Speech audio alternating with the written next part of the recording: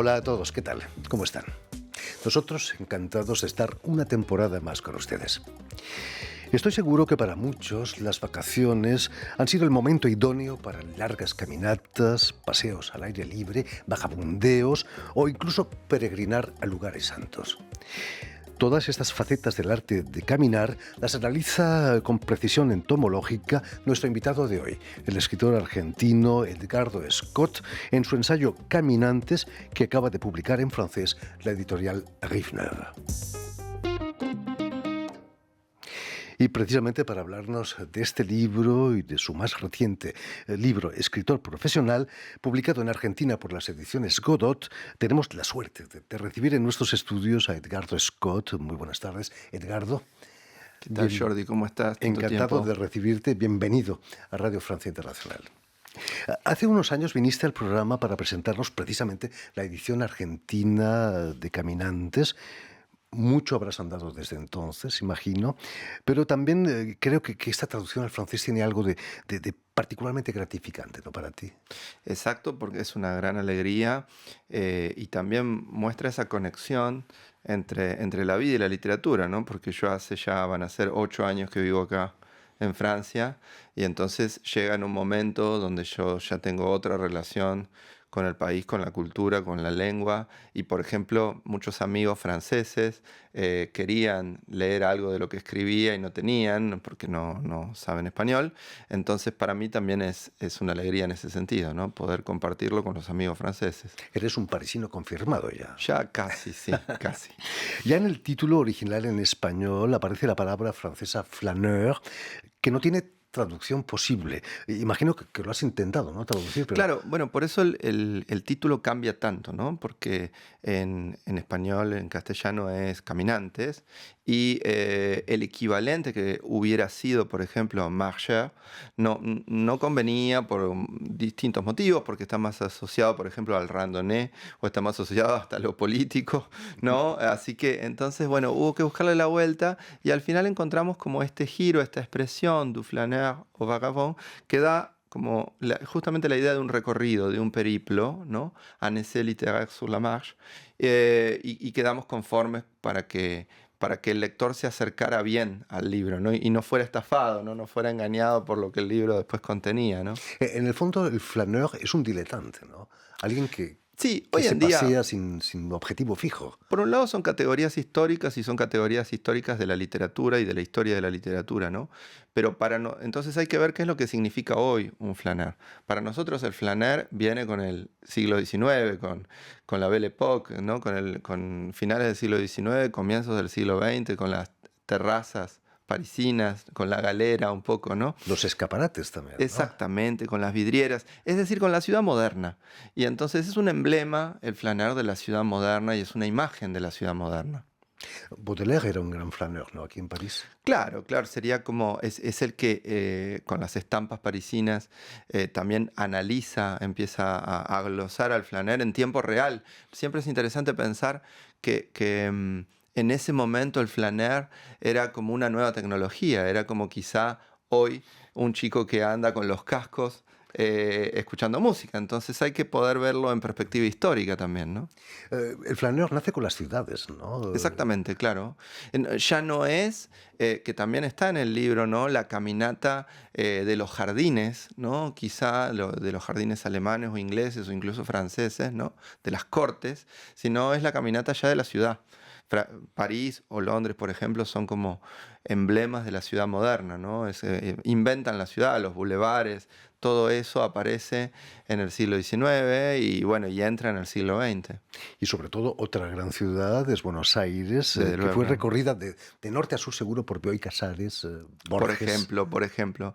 Bueno, Buenos Aires ya es más grande en ese sentido, sobre todo en el siglo XX, por eso en el libro está Bioy, que era el que manejaba, porque en realidad Borges no sabía manejar, Silvina menos, entonces iban juntos hacia Puente de Alsina, que yo soy de la zona, hacia el sur de la ciudad, que era lo que más le gustaba a Borges de Buenos Aires, siempre el sur de la ciudad, porque todavía guardaba reliquias coloniales, ¿no? Antiguas, iban hasta ahí, guardaba también ya la frontera con la llanura, y ahí quizás se ponían a vagabundear justamente, ¿no? A andar un poco sin rumbo en esa zona, en esas orillas de la ciudad, que era lo que tanto le gustaba a Borges, ¿no? Y sobre todo de noche, ¿no? De noche. Y otra cosa que hay en el libro son las caminatas cimas urbanas de Borges, también cuando salía de la casa de Bioy, porque como se descubrió, Borges comía casi todos los días gracias a Bioy en la casa de Bioy, y después con una novia de entonces, la escritora y traductora argentina muy talentosa, Estela Canto, iban caminando desde la casa de Bioy hasta la casa de ella, y Borges la acompañaba caminando de noche en una Buenos Aires que todavía, años 40, se podía caminar de noche, hacer 20, 25 cuadras. Esa es nuestra medida tranquilamente, ¿no? En vez de tomar el subte, como le decimos nosotros, el subterráneo, ir caminando, ¿no? Y lo más interesante de esas caminatas eran las conversaciones, ¿no? Pero claro, claro, claro. Es que la caminata está muy ligada siempre a la conversación porque está ligada al pensamiento, en el sentido en que yo creo que hay dos cosas que uno hace en su ritmo. Uno no puede pensar en un ritmo ajeno al suyo y no puede caminar en un ritmo ajeno al suyo. Por eso le viene tan bien a la caminata el pensamiento y al pensamiento la caminata, porque las dos cosas se asocian y uno va caminando y pensando al mismo ritmo. Otra caminante estuvo en Londres, fue el escenario de los paseos de Virginia Woolf, quien no era tan triste y deprimida como nos la pintaban, ¿no? Para nada. Virginia era muy, muy ingeniosa, muy, muy picante, diríamos nosotros. Y de hecho, hace poco leí una cita de una poeta argentina que decía, las poetas suicidas también fueron felices, ¿no? Entonces, por Silvia Plath y demás. Digo, más allá de la romantización de los mitos literarios, Virginia, por ejemplo, caminaba por Londres como observadora, como cronista de su época, y de ahí extraía, lo digo en el libro, sus personajes, muchos personajes, la oralidad que siempre está, ¿no?, presente también en su prosa, y eso lo hacía caminando por Londres, ¿no? Un escritor tiene que conocer la ciudad, ¿no?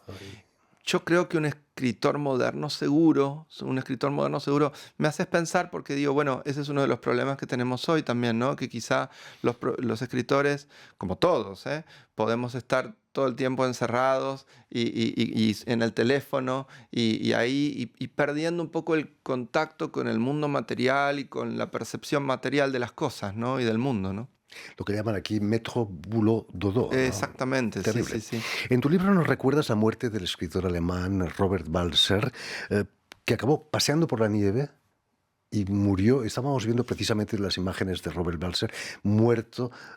Dos niños cuentas que lo descubrieron y que alguien les hizo esas fotos, ¿no? Sí, sí, para Navidad además. Y Además, yo tengo esbozo ahí, que es un poco lo que mueve la escritura siempre de los caminantes, que es que, digamos, algo me inspire a escribir una lectura de la manera en que ellos caminaban o el valor que tenía la caminata para ellos. Y en el caso de Balser, que es el autor además del paseo y que él mismo era un gran caminante, me pareció muy conmovedor que eligiera, hacía 27 años, si no recuerdo mal, que estaba en el manicomio, y que haya elegido salir a caminar para morirse, para decirlo rápidamente, ¿no? Es decir, que haya elegido, en términos, por supuesto, si querés, poéticos, no morir en el manicomio, sino morir en un paseo y a cielo abierto, aunque fuera un día helado, ¿no? Por eso lo descubren en la nieve. un canto a la libertad, Un finalmente. canto a la libertad, si querés, ¿no? Hablando de libertad, acabo de volver de Múnich, en Alemania, donde he cruzado muy a menudo un monumento a los deportados que se dirigían al campo de Dachau, campo de concentración, iban caminando hacia su muerte. A veces el caminar acaba mal, ¿eh? Sí. Seguro, ¿no? Habría que pensar en qué categoría entrarían, ¿no? Serían los moribundos, ¿no? Los que caminan hacia su muerte, ¿no? Hay algo también de los insomnes que están en el libro que tiene esa misma lógica, ¿no? El insomne de algún modo la pasa muy mal en la noche y sería un errante que va hacia su muerte, ¿no? Porque también en la muerte también desaparece el sentido, ¿no? Ya no hay ningún tipo de épica y ya no hay ningún tipo de gracia, ¿no? Entonces supongo que esa marcha hacia la muerte es la marcha de los moribundos. Terrible. Dedicas todo un capítulo, como nos hablabas, de los nuevos caminantes que caminan con música, los Walkman, tú les llamas, quizás para aislarse de la fealdad del entorno, ¿no?, urbano Sí, un actual. poco la idea de incluir los Walkman, algo que también tiene tanto que ver con mi propia biografía generacional, porque como hablábamos off the record, mi infancia fue en los años 80, y entonces en esa época, en ese intervalo, lo que utilizábamos era el cassette, y justo había aparecido el Walkman que se inventó, se empezó a comercializar en el 79. Entonces yo pertenezco a esa generación de escuchar todo el tiempo cassette e incluso grabarlos y caminar y pasear e ir en transporte público escuchando música. Pero digo, es increíble que a la vuelta de los años, hoy también, a través de los cascos, sigamos caminando, escuchando música. Bueno, ahora no solo música, sino también podcasts o audios. Y yo quería, como las palabras que encontraba, el vagabundo, el peregrino, el paseante, en realidad son palabras muy viejas que definen esas marchas. La más nueva era la del flaner. Digo, ¿qué palabra hay que traiga la caminata a como la practicamos hoy? Y me pareció que Walkman era una que se acercaba y que era de más reciente invención, diríamos, ¿no? No sabía, Edgardo, que hubo un litigio sobre la patente del Walkman entre dos japoneses que Sí, fundaron sí, Sony sí, y un sí, alemán, un inventor exactamente. alemán. En realidad el que hizo juicio fue el inventor alemán a los ejecutivos de Sony y a Sony mismo por quién era el que había inventado el Walkman. Esas cosas yo lo pongo en el libro a modo de fábula, si querés, ¿no? Y de curiosidad, de dato, Acabó ¿no? ganando, ¿no?, el inventor alemán. Acabó ganando, pero después como de 25 años de juicio. Y luego creo que quiso seguir el juicio porque él decía que entonces también le debían a él el iPad. O sea que, bueno, algo un poco loco ya. Terrible. Citas en tu libro al poeta Antonio Machado sobre el caminante, y tiene un poema sobre el caminante que quizás marca la historia de la poesía en España, que Juan Manuel Serrat popularizó en los años 80. Caminante, son tus huellas el camino y nada más. Caminante, no hay camino, se hace camino al andar. Al andar se hace camino y al volver la vista atrás se ve la senda que nunca se ha de volver a pisar. Caminante, no hay camino sino estelas en la mar. Y hace algún tiempo en ese lugar donde hoy los bosques se visten de espino, se oyó la voz de un poeta gritar: caminante, no hay camino, se hace camino al andar, golpe a golpe y verso a verso. Murió el poeta lejos del hogar, que cubre el polvo de un país vecino. Al alejarse me vieron llorar. Caminante, no hay camino, se hace camino al andar, golpe a golpe. Caminante, no hay camino, sino estelas en la mar. Es cierto que te emociona esta canción. Sí, sí, sí, me emociona en general Serrat y particularmente esa canción, y supongo que ahora también con la escritura del libro se agrega mi propia vida a eso, porque bueno, era música que escuchaban en mi casa mis padres, ¿no? A comienzos de los 80, Serrat estaba presente en la casa y esa conexión que tiene Serrat entre la música y la poesía, ¿no? Porque digo, ahí está Machado, León Felipe, ¿no? Entonces también eran puertas que tenía la música popular de entrar a la gran poesía, que yo creo que es algo que se ha perdido, ¿no? Machado, quien acabó su camino en Collioure, ¿no?, en el sur de Francia. Exactamente. Y sigue allí. Exactamente, en el país vecino, como dice los versos, ¿no? Terrible. Pero tu libro más reciente lo has publicado en Argentina con el título de Escritor Profesional, en el que criticas el posturismo, si me permiten, de ciertos escritores que no leen, ni siquiera escriben quizás, pero que les encanta hacerse selfies después de la presentación de un libro. ¿De dónde surge la idea de cargar contra esos postureos? Sí, no sabía que existía la palabra posturismo, te lo voy a robar, supongo, en algún congreso futuro. Tampoco, Bueno, es un neologismo entonces.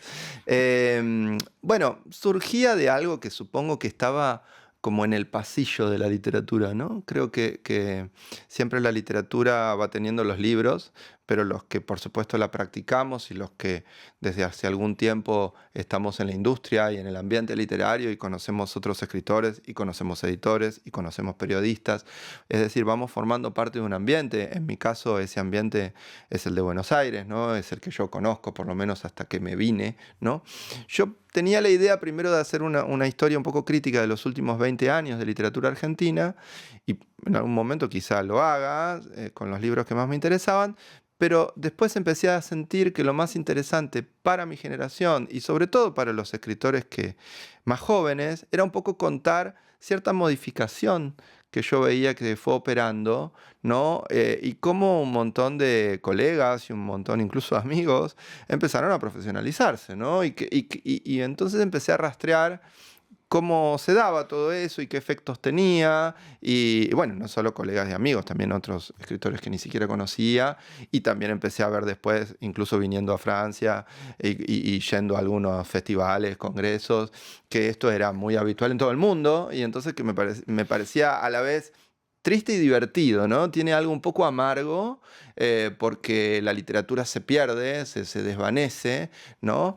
Es decir, yo creo que lo que está pasando es que se está separando la literatura en sí de la literatura comercial, ¿no? Que quizá antes solamente era el bestseller, pero es como si ahora casi toda la literatura tuviera esta apoyatura comercial, siguiera una agenda ideológica, siguiera los temas que hay que seguir y no tuviera nada que ver con la inspiración poética que siempre movió a la literatura, ¿no? ¿Hay que ser joven para ser escritor profesional? ¿Es obligatorio? ¿Y cuántos años se deben tener para ser joven? Yo creo que sí, que en general solamente la industria tolera a los viejos, para decirlo de manera amable, a los viejos escritores si son célebres. Si no, los otros se van perdiendo por el camino y cada vez tienen más dificultades porque una de las variables que atrae al mercado, como en las otras industrias, es la juventud, ¿no? Entonces, lo que antes, al contrario, era el capital de un escritor, que cada vez, digamos, pudiera escribir mejor, que cada vez encontrara más su estilo, profundizara su estilo, como el estilo no le importa a nadie, ¿no? Porque probablemente ya tampoco lo tengan los escritores, entonces se toman otras variables de marketing y la juventud, que va muy ligada también a la imagen, a la figura de autor, es algo que le viene muy bien a la imagen de un escritor, ¿no? Es un reflejo de la sociedad. No es un reflejo de la sociedad, sino no digo que pase nada en el gremio, que no pase en otros gremios quizá, ¿no? Después de todo eso, ¿te consideras un escritor profesional? No, en absoluto. Para comenzar, porque no aspiro a vivir de eso, nunca lo hice, no querría hacerlo. Yo tengo, como vos sabés, mi profesión, yo soy psicoanalista, trabajo de eso, ese es mi trabajo. Y siempre en la literatura, todo lo que hice. Mira, ahora, por ejemplo, voy a dar un taller en Ginebra con la salida de Caminantes en Francés. Voy a presentar en Ginebra y a dar un taller en la librería Albatros para latinoamericanos y voy a presentar el libro en la librería del FICA para los franceses, digamos, y eso surge de la amistad, surge de otro amigo que fue a dar un taller y que me pasa el dato y me dice, mira, esta librería está buena. Casi todo lo que yo construí en mi recorrido literario lo hice a través de la amistad y a través de la lectura. Nunca pensando, operando, como se dice, en pos de lograr algo, sobre todo económico o de poder también, ¿no? El problema de ser profesional, de escritor profesional, es que dejas de ser amateur, amador.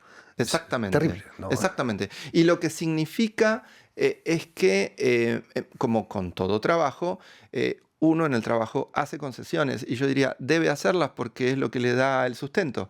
Digamos, lo lindo del arte por fuera de eso es que vos puedas escribir cuando quieras y puedas dejar de escribir cuando quieras y puedas escribir sobre lo que quieras, ¿no? Y bueno, y si después eso tiene algún lugar para encuentre a sus lectores, que lo encuentre a su debido tiempo. Hay que ser libre, Exactamente, ¿no? Te da mayor libertad. En fin, pues ya lo saben, el ensayo Caminantes del escritor argentino Edgardo Scott ha sido publicado en francés por la editorial Rive Neuve y el más reciente de los libros de Edgardo, escritor profesional, ha sido publicado por Ediciones Godot en Buenos Aires, en Argentina.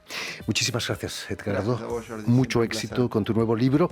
Permíteme también que dé las gracias a Jan Bordelás y a Vanessa Loaso, quienes se han ocupado hoy de la realización del programa, y también saludar a nuestros telespectadores, que también los tenemos, que nos siguen en todo el continente americano a través de la cadena Unión Continental Latinoamérica, UCL, y una red que se llama TAL, que reúne televisoras públicas y universitarias de América Latina.